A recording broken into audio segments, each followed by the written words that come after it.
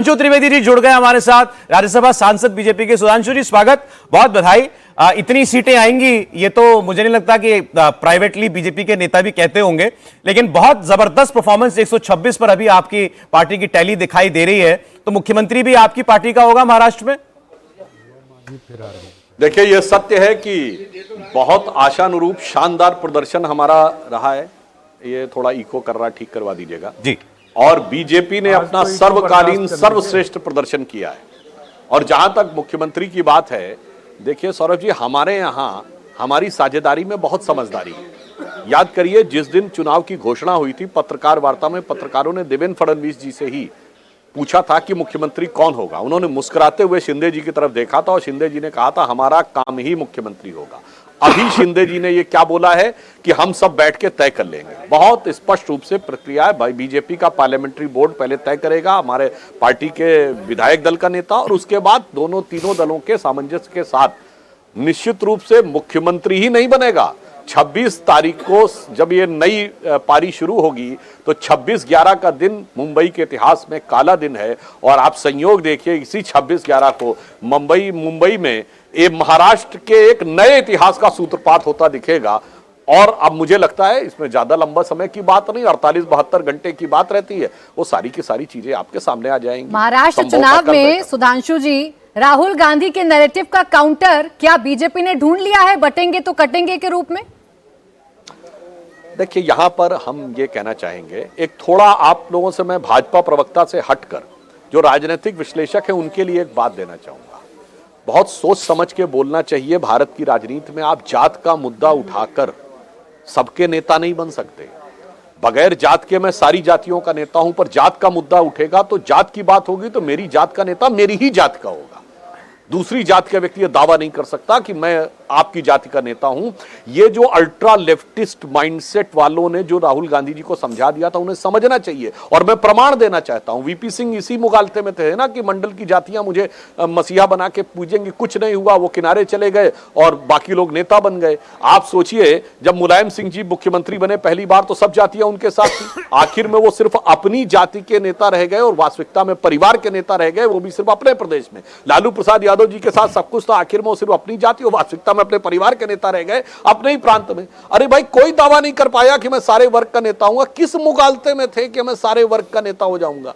मुझे लगता है कि गंभीरता से विचार करना चाहिए उन्हें सोचने के लिए। और भारत की प्रबुद्ध जनता को अब यह भी समझ में आ गया कि अबू आजमी जी का वो वीडियो देखिए जिसमें मौलाना अजहरी से वो बात कर रहे हैं। तो क्या कह रहे हैं, मैं गुजारिश करने आया हूं कि मेरे इलाके में 1,90,000 मुसलमान हैं, एक भी वोट बटना नहीं चाहिए, सारे मुझे मिलने चाहिए।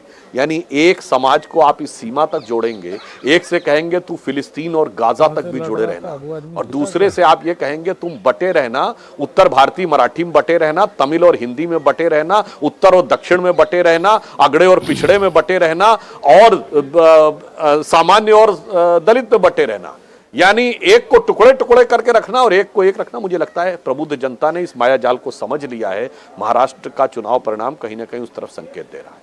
आप हरियाणा के चुनाव में ये नारा लगा था, बटेंगे तो कटेंगे। महाराष्ट्र के चुनाव में हुआ, एक रहोगे तो सेफ रहोगे, प्रधानमंत्री ने नारा लगाया। अभी आप जो बात कह रहे थे, आपके हिसाब से इस जीत का आपकी सबसे बड़ा टेक अवे हिंदू एकता, हिंदुत्व की जीत ही है? देखिए, इस जीत में मैं मानता हूं कि 3-4 प्रमुख कारण है। एक, महाराष्ट्र सरकार द्वारा किया गया शानदार कार्य। दूसरा, भारतीय जनता पार्टी का संगठन और सहयोगी दलों के कार्यकर्ताओं के द्वारा की गई अथक मेहनत। तीसरा, प्रधानमंत्री श्री नरेंद्र मोदी जी की अपार लोकप्रियता और उनके प्रति जनता की विश्वसनीयता, यानी इसे मोदी की गारंटी। और चौथा विषय जो आप कह रहे हैं, एकता और आत्मगौरव का बोध, ये भी लोगों को भली भांति समझ में आया। अब मैं चुनाव समाप्त हो गए तो मैं एक फैक्ट कह देना चाहता हूं। सिंधुदुर्ग में छत्रपति शिवाजी महाराज की प्रतिमा गिर गई थी।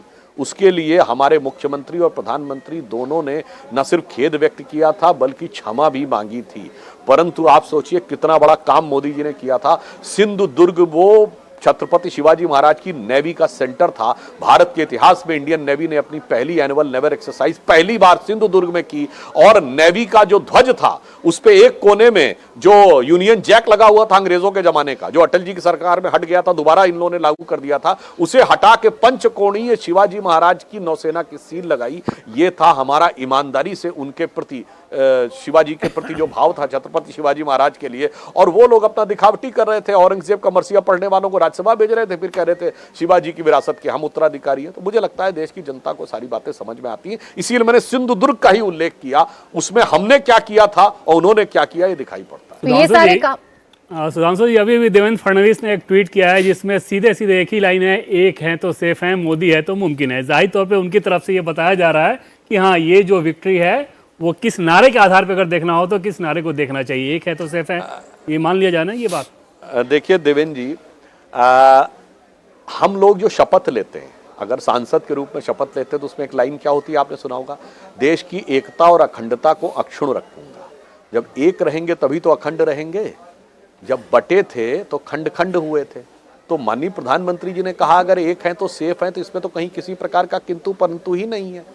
तो देश की जनता को विधिवत समझ में आया। और महाराष्ट्र के लिए मैं कहना चाहता हूं, जब एक नहीं थे बटे हुए थे तो 26/11 का हमला भी हो रहा था, उस जमाने में पुणे में भी अटैक होता था, टेररिस्ट अटैक नागपुर में भी होता था, थाने में भी होता था, और मुंबई की लोकल ट्रेन में भी होता था, और कोई भी आके मारकर चला जाता था। और 26/11 के 8-9 महीने बाद शर्मल शेख में हम ज्वाइंट डिक्लेरेशन साइन करते हुए कहते थे कि नहीं, शांति वार्ता प्रभावित नहीं होगी आतंकवाद के द्वारा।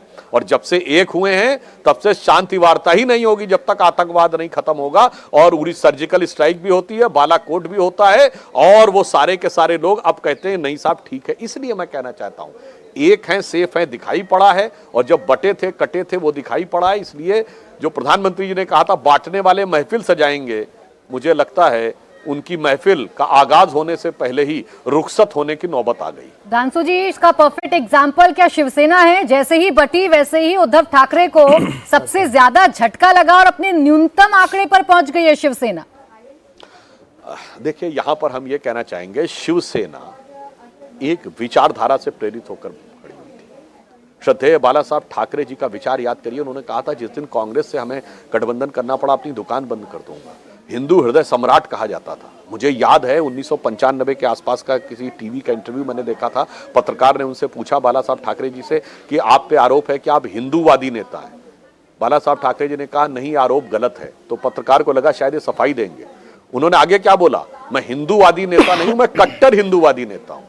उनसे ये पूछा गया, आप ही के इंडिया टीवी में रजत शर्मा जी के साथ उनके इंटरव्यू की क्लिप अवेलेबल है, जिसमें रजत जी ने पूछा कि लोग कहते हैं मुंबई के दंगों में आपका हाथ है, तो उन्होंने कहा हाथ नहीं पैर है, क्योंकि कुछ लोग पैर की भाषा समझते हैं। समझिए, जहां बाला साहब ठाकरे जी की पैर की धमक से जो इलाके सहम जाया करते थे, वहां जाकर आप याचक के रूप में खड़े थे कि मुझे वोट दे दो, दे दाता के नाम पे तुझको अल्लाह रखे।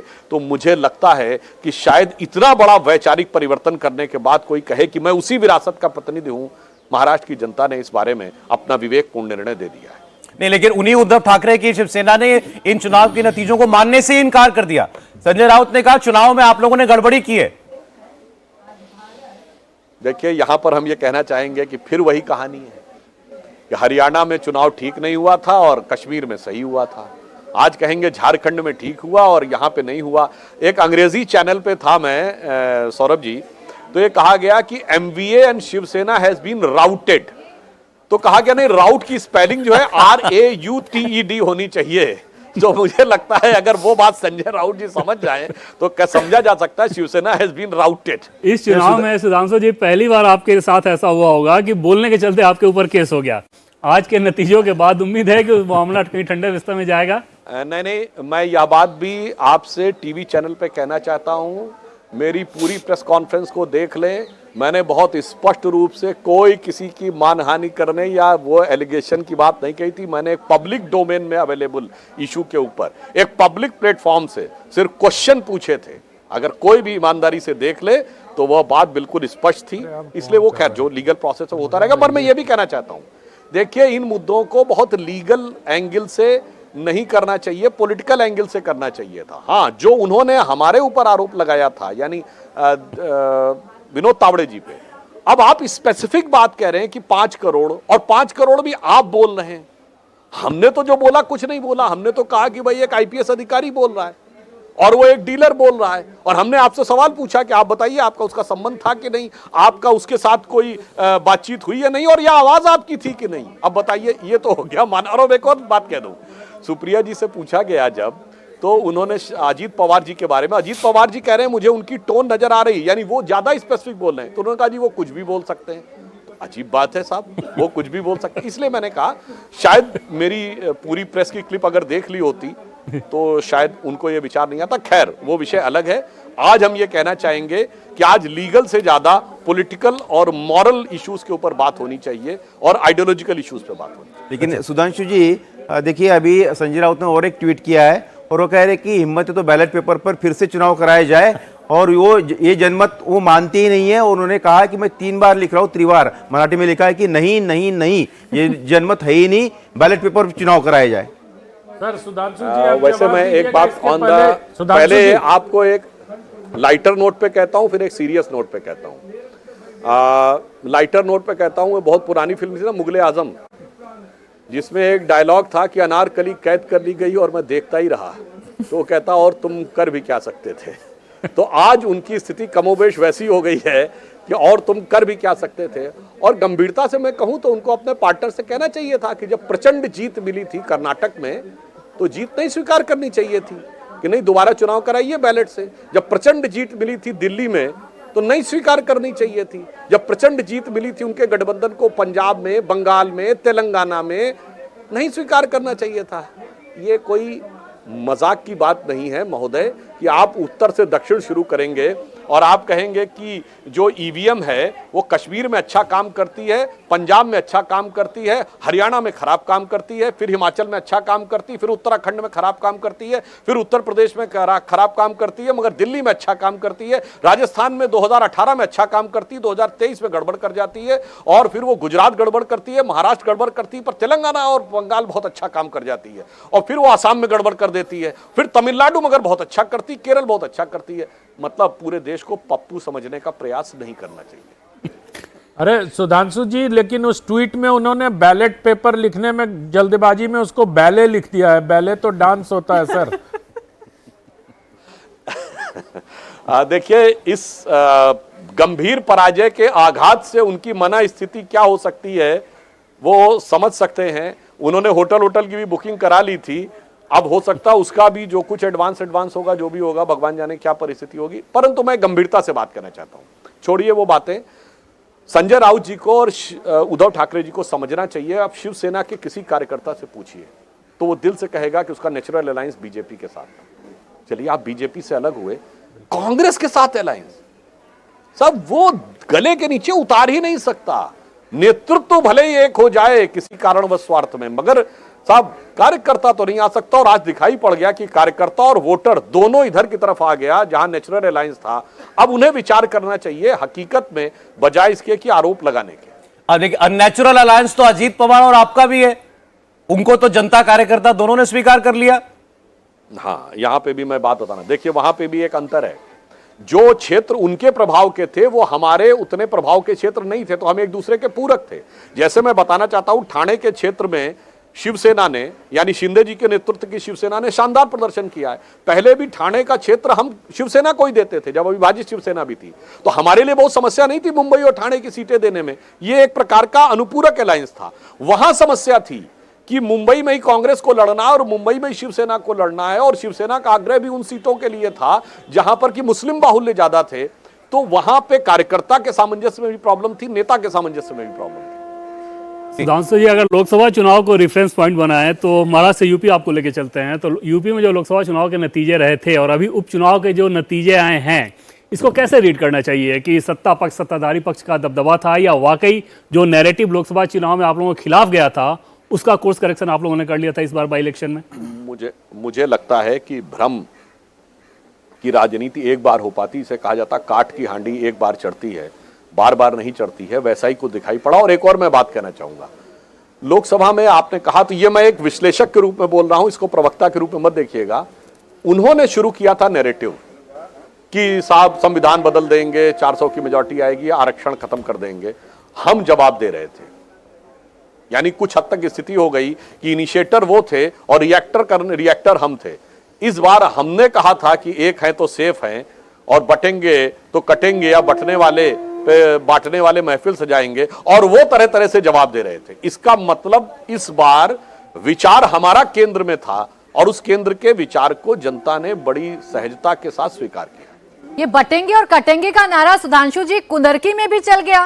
वहां सपा प्रत्याशी आरोप लगाते रह गए कि चुनाव को निरस्त कर दीजिए, और यहां आपके प्रत्याशी 55,000 65,000 से लीड ले रहे हैं। वैसे देखिए, मैं एक बात कहना चाहूंगा, हम लोग बचपन में, शायद आपने भी वो कहानी सुनी होगी कि एक बूढ़ा व्यक्ति था, जब वो डेथ बेड पे आ जाता है तो अपने सारे बच्चों को बुलाता है और सबको हाथ में एक एक छड़ी देता है, एक एक डंडी, सब तोड़ देते हैं, फिर उनको बांध देता है, फिर कहता अब तोड़ो, तो कोई नहीं तोड़ पाता, तो बताता है कि एक रहोगे तो सेफ रहोगे। ये हमने भी सुना था। अब आज उसके अगेंस्ट में करना चाहते हैं, तो मैं ये भी बताना चाहता हूं, इतिहास भी इस बात का गवाह है कि जब राजा अंभी और पोरस के बीच में बटे थे तो यूनानियों के हाथों कटे थे। जब पृथ्वीराज चौहान और जयचंद के बीच में बटे थे तो गौरी के हाथ में कटे थे। जब महाराणा प्रताप और मानसिंह के बीच में बटे थे तो अकबर के हाथों कटे थे। जब छत्रपति शिवाजी महाराज के साथ मिर्जा राजा जयसिंह अलग थे तो औरंगजेब के हाथों कटे थे। तो ये तो प्रूवन है। पहले क्या था, राज्यों के राजा होते थे और एक दूसरे से मिल जाते थे और कट जाते थे। आज जातियों के नेता खड़े हैं जो कह रहे हैं मेरे साथ रहो, और उस चक्कर में चाहे कोई समाज का क्या होगा वो जाने दीजिए। तो मुझे लगता है ऐतिहासिक देखें या वर्तमान देखें या शिक्षा देखें, सारी बातों में अब देश की जनता को ये बात समझ में आ रही है। ये सारी घटनाएं और सारी कहानियां तो झारखंड में लोग भी जानते होंगे, लेकिन बटेंगे तो कटेंगे वहां नहीं चला। आपने जो बात कही, यहां पर मैं पुनः कहना चाहूंगा, झारखंड में भी आप देखिए, भारतीय जनता पार्टी अपने गठबंधन में सबसे बड़ी पार्टी है। हम गठबंधन को उठाने का काम कर रहे हैं। अगर आज भी आप देखेंगे तो कांग्रेस भाजपा से बहुत पीछे है जय। अभी अंतिम परिणाम आने दीजिए। यदि यही परिणाम भी आते हैं, यही परिणाम अंत में फाइनल होते हैं, तो मैं सिर्फ एक ही बात तो पूछना चाहूंगा उनसे कि ईवीएम सही काम कर रही है कि नहीं, या सिर्फ ईवीएम मुंबई में खराब काम की है, रांची में सही काम की है। सुधांशु जी, विजय त्रिवेदी बोल रहा हूँ। झारखंड पर अभी चर्चा हुई तो झारखंड से मैं आपसे समझना चाहता हूँ कि 2019 का चुनाव आपने झारखंड में आदिवासी और गैर आदिवासी के खिलाफ लड़ा और भारतीय जनता पार्टी को नुकसान उठाना पड़ा। अब 2024 में तो आपने झारखंड में आदिवासी गैर आदिवासी की बजाय झारखंड वर्सेस गैर झारखंड नेताओं का चुनाव लड़ा। सारा चुनाव हेमंत बिस्वा शर्मा जी ने लड़ा। तो ये झारखंड वर्सेस गैर झारखंड नेता का नुकसान उठाना पड़ा आपको? देखिए, यहाँ पर हम एक बात और कहना चाहेंगे। पहली बात, हम चुनाव परिणामों की समीक्षा करते हैं। झारखंड के चुनाव परिणाम आने के बाद उसकी पूर्ण समीक्षा होगी, तब यह निष्कर्ष निकाले जा सकेंगे कि क्या कारण रहे कि हमारे अनुकूल परिणाम नहीं आए। पर ये जो गैर वाली बात होती है ना विजय जी, यही एक समस्या है। बांटने का मामला सिर्फ जातियों का नहीं है। बांटने का मामला यह है कि एक राज्य और दूसरे राज्य के बीच में मतभेद पैदा करो। और यहां तक नहीं, कहने को तो क्या कहना चाहिए, अब तो महापुरुष भी बांट दिए गए। जैसे अमुक महापुरुष अमुक राज्य का या अमुक जाति या अमुक समुदाय का ही हो गया, उसका ही प्रतीक हो गया। हम लोग बचपन में जब थे तो हमें नहीं लगता था कि जिन भी महापुरुषों में किसी का नाम नहीं, सब भारत के महापुरुष माने जाते थे। तो मुझे लगता है ये जो अंदर बाहर गैर और वो वाली बात की जाती है, इसका उद्देश्य ये ज्यादा होता है कि विविधता नहीं, विभाजकता पैदा की जा सके। एक छोटी सी चीज और समझना चाहता हूँ। 23 नवंबर 2019 को याद कीजिए आप। उस तड़के देवेंद्र फडणवीस साहब ने शपथ ली थी मुख्यमंत्री पद की। आज फिर 23 नवंबर है। क्या तो मैंने तो आपसे कहा कि अभी 26 नवंबर आ रहा है। 26 नवंबर को जो हुआ था, 26 नवंबर को इस्तीफा दिया था देवेंद्र फडणवीस जी ने सर। हाँ जी, आपने बिल्कुल सही कहा। उस समय जो भी परिस्थितियां रही थी, परंतु विजय जी मैं कहना चाहूंगा वो कहानी तो बहुत पुरानी हो गई। अब तो इतना बदलाव आ गया। जैसे कभी हम लोग टेस्ट मैचों में नहीं सुनते थे कि शुरू में 3-4 विकेट गिर गए, उसके बाद 200 रन की साझेदारी हो गई, तो कमेंटेटर कहता था वो कहानी बहुत पुरानी होती हुई। तो मुझे लगता है कि जो अपना एक संस्कृत का सुभाषित है, गता सूनश्च नान्यम शोच्यति पंडिता।